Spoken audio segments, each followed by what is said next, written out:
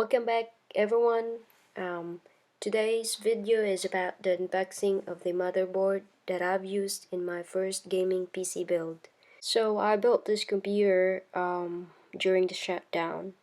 So like I said, I bought the Gigabyte motherboard, which is B450M DS3H.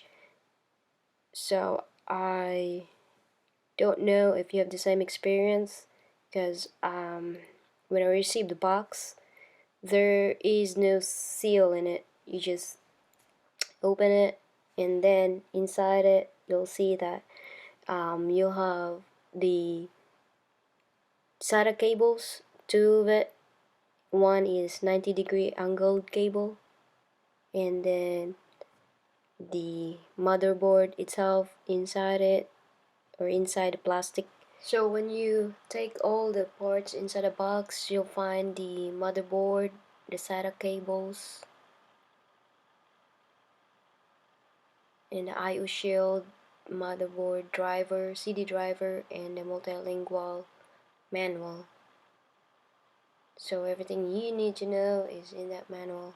And in regards to the driver, you can also go to their website. So you might be wondering why I choose this motherboard.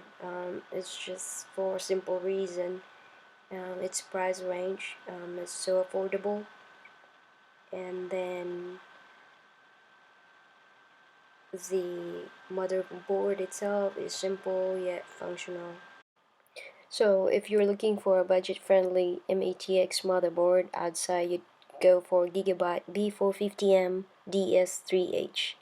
And if you're looking for a thorough explanation of its functionalities, I'd say you click the link on the top right corner of this video. So that's it for now. Thank you for watching. Bye.